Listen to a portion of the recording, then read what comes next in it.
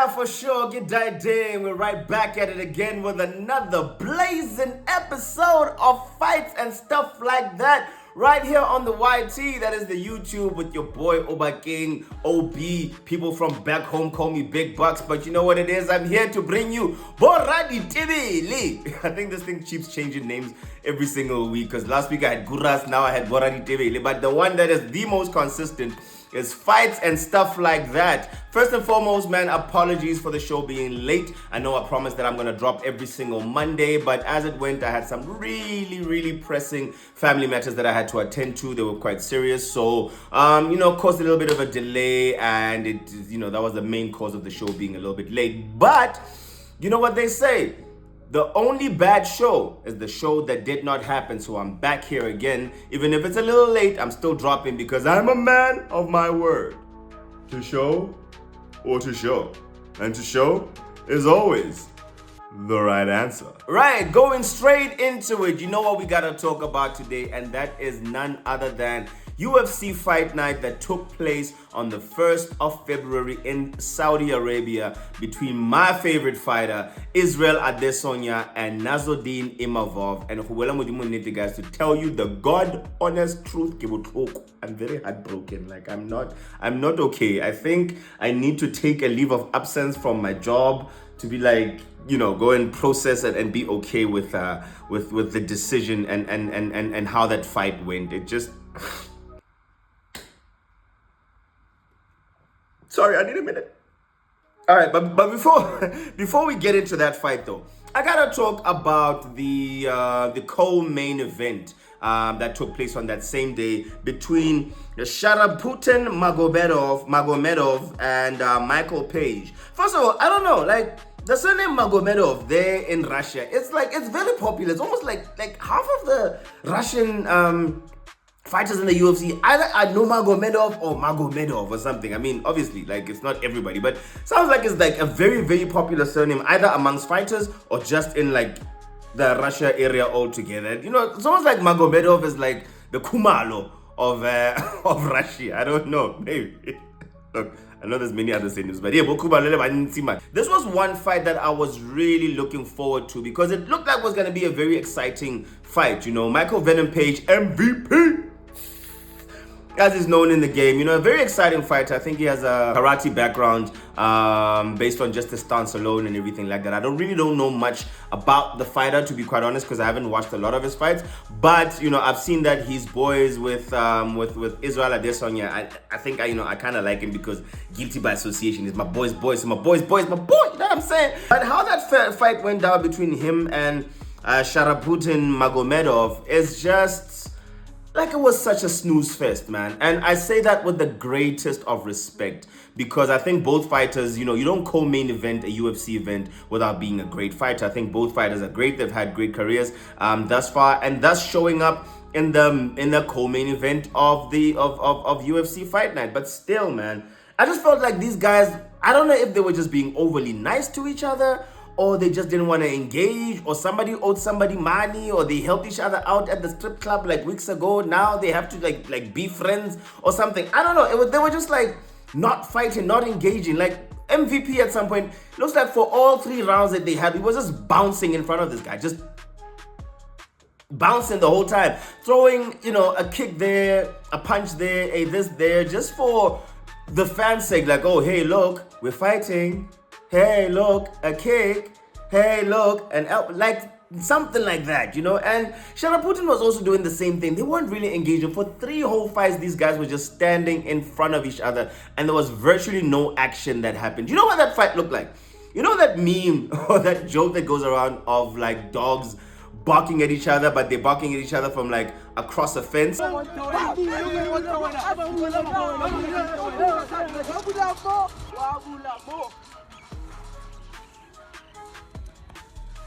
That's what the fight looked like. It was very uneventful. Pretty much did not give the type of action that you'd expect from a co-main event fight. And ultimately, I think it went the full way, and Michael Venom Page ended up winning on decision, and it was just uninteresting. So yeah, man, come on, guys. If you're gonna be a co-main event fight, I think, fans don't pay so much money, and we don't, pay so much pay-per-view money or subscriptions or however we watch this. So just to see y'all stand in front of each other and like not tee off and not give us at least some type of action where we can believe if a fight goes to decision, that, it's a decisive decision, or maybe, there's some kind of disputes about it because we don't know who the fight went to because, it was so evenly matched or whatever. That time it was just evenly matched. Station. We have a game that we play back home, but a station just in front of each other, not fighting. So very non-eventful. I hope that the next time I see any of these guys fight,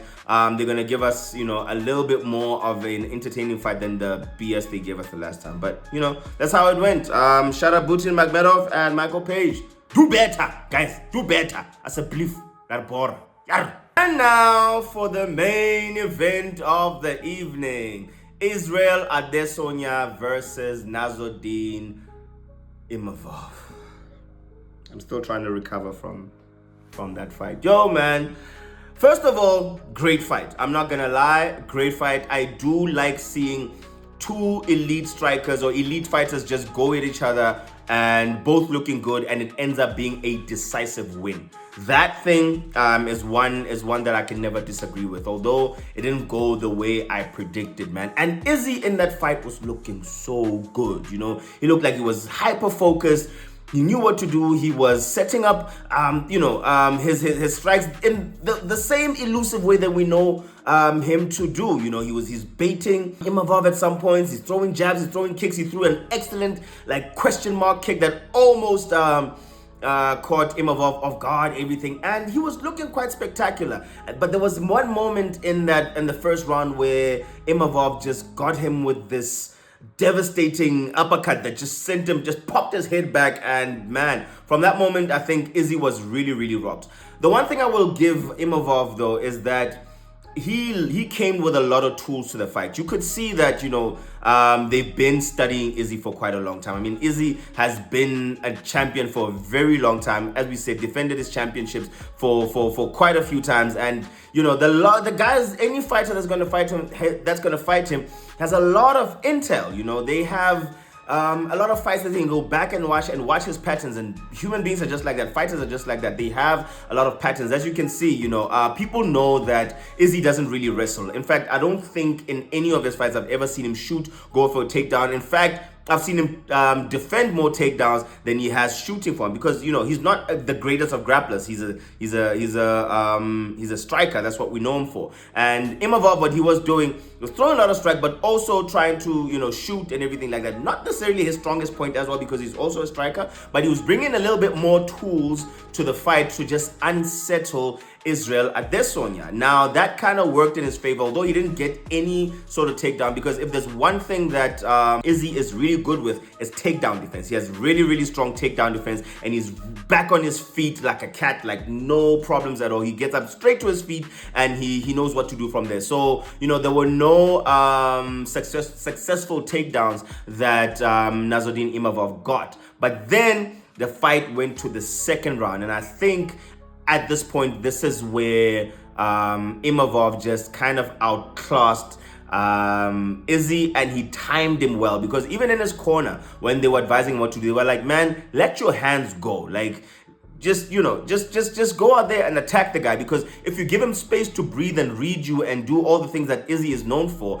he's going to find something that he's going to use against you and just capitalize on that. So the boy had to act really, really, really, really fast, and then he did that, got him with a textbook fake jab to the face, and then followed up with an overhand right, later, followed up with an overhand right. It got him straight on the button, sent Izzy down, and as a true MMA fighter, Imavov just went for him, and he started teeing off while Izzy was trying to, get a hold of himself and revive and wrestle up, but referee at the time decided that was it. Izzy has had enough, and it was a second round knockout, I think, if I'm not mistaken, in the first minute, or this just under 2 minutes, man. And it was devastating to see. It was devastating to see for me, because like y'all know, man, I'm a big Izzy fan. I make no excuse for it. He's just my guy, and to see him fall like that after having had a loss from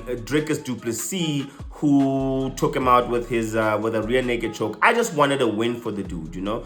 But this is the fighting game. This happens. Every single great fighter has had a loss. You have your ups, you have your downs, and maybe this is one of those moments where Izzy is just going on a bit of a down. Maybe he's on the end of his career. I don't know. I don't want to see that yet because I still think the boy has a lot still to give and he still has a lot of fight in him. But as it goes in this game, man, you know, you win some, you lose some. You are on a high, and next thing you're on a low, and it happens to the best of fighters. It did not feel good to see him go down that way, but this is what it is. And big ups to Imavov because he fought a great fight. Again, he took the fight to Adesanya.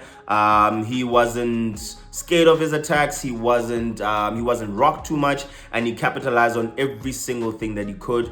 And he took a clean, decisive win against my guy. And yeah, man, that was rough to see, but it is what it is, man. Well done, Imavov. I want to see now what he's going to do in the rest of his career, because this is a big win, and it's a win against a legend. It's a win against one of the greatest middleweights to ever step in the octagon. So this must be a career-shifting moment for him, because it's literally the biggest fight of his career. So I think from here on out, we're gonna be hearing the name Nassourdine Imavov quite often. He's gonna fight every single person that Izzy has fought. We'll see how he does against, you know, the likes of Gilbert Burns. He's already took out Michael Cannonier. I hope his name is Michael, I forgot. But he's already took him out, and he's done well so far for him to have earned that that fight with Izzy. So looking forward to what Nassourdine is gonna do for the rest of his career as a middleweight. But you know, the championship is still out there. Dicker still is holding on to it. So man, we'll see once Strickland and DDP happens, what's gonna happen. But big ups to Nassourdine, bro. You did well. Well done. Can't take anything from you. Amazing fighter. You got your W. Vive la France. And before we end up the show, we definitely have to talk about the upcoming event that is happening, and that is UFC 312 happening next weekend, and that is between DDP, Dricus du Plessis, and Sean Strickland, man. In this fight, not gonna lie, my Azania, my Morena Boluka, my Africa is very much intact. My Mzansi, very much intact. My Pretoria, very much intact. I am all the way behind DDP for this one, man. I wish and I want him to retain his title, because I don't know. Sean Strickland, just from the things that he's been saying, and from how I see him behave in the greater scheme of things, like asking for, you know, the fight not to become a wrestling match and they should just throw down and exchange blows. Like, this is MMA, dude. Like, everyone is going to bring their own game, and they're gonna bring all their strengths. I mean, why do you want a boxing match for an MMA fight? Like, the actual F, you know? Do the right things and train. Just do some jiu-jitsu. Just, you know how to wrestle. Because clearly DDP knows he can beat you on that front. And again, the fight that y'all had before, people say it was close. I think DDP rocked him, and I just want to see DDP just destroy Sean Strickland, because in the greater scheme of things, if you follow what's been happening between the two of them going back and forth on Twitter and everything else, I think Dricus is the better sportsman when it comes to the two of them. Never mind him being the better fighter. He's definitely the better sportsman. He's a better troll, but he's also better disciplined, and he's treating the sport and you know, the fans and the whole culture of the sport with much better respect than Sean Strickland is. Sean Strickland is just he's treating this thing like it's a bar fight, and it's not a bar fight. It's a professional mixed martial arts fight. I mean, I get it. Tensions are there. This is the fight sports. It happens. But the way he's been conducting himself, for me, I'm not gonna lie. I want to see him on the losing end of this fight. That's just my opinion. But we'll see what happens when it comes to February the 8th, when the fights are happening between you know, Dricus du Plessis, and that is a title bout. Then there's a middleweight title bout, so his title is on the line. DDP's title is on the line, and we'll see what happens. But I am rooting all the way for Dricus du Plessis, and what I love about DDP at this current moment is that they cannot figure him out. Hulle weet nie wat ons weet. Hulle weet nie wat ons weet. Yes, it's back again. They don't know how to fight the guy because he's such an unorthodox. He has such an unorthodox way of fighting, and he must keep to that because it looks like it is his strength. There's nothing illegal that he's doing. They just don't know how to beat him. What did Israel say? I think he said something like he's the best worst fighter in the UFC, which is absolutely accurate, because I also don't understand how Dricus fights, but I know how he fights. He wins, and man, the guy's not he's a big fella. He's a big fella. He's a bull, and it's if you're gonna have him bring that Pretoria strength to you and just become a oxen of man on top of you, that sounds very, very wrong. But you know what's coming for you, and it's definitely not a great day at the office for Sean Strickland when DDP locks in. So my money is definitely on DDP, because I feel that Sean Strickland should just check himself on how he behaves, because he's not really looking like a contender, much less a champion right now. Even if he wins, I don't think he'll make a great champion for the division. It's just, I don't like his conduct, that's all. I think he's just, this is not a bar fight. So I've rattled on enough. You know exactly how I feel. Morena boloka sichaba sa runa o fedisi no ska fedisa dintwe le dintwe o kenya dintwa le matshwenyeo o Sean Strickland. Right, man, and that is it. Wrapping up the third installment of Fights and Stuff Like That with your boy Capital B Oba King Baxi, as my mother calls it. Do not ever use that name, because if I catch you in the streets using it, it's gonna be your buttocks. Thank you again for watching, man. I really appreciate y'all. I really appreciate the support. Channel is still gonna grow. I believe in that. You're still giving me good views for the first 2 episodes, and let's keep growing it from the first, third, fourth to infinity and beyond. Man. I really love doing this, and I love doing it for y'all, because y'all love me doing it for y'all, because we're doing what we're doing, like we're doing it, how we're doing it for MMA. Peace and much love. I'll catch you on the next one when I talk about the aftermath of how we're gonna see Sean Strickland fall from the hands of DDP. UFC 312 happening next week. Stay consistent, stay disciplined, stay fighting for your dreams, and all of the good things that that broadcasters say when they close off a show. Peace and much love. Galarat. Later.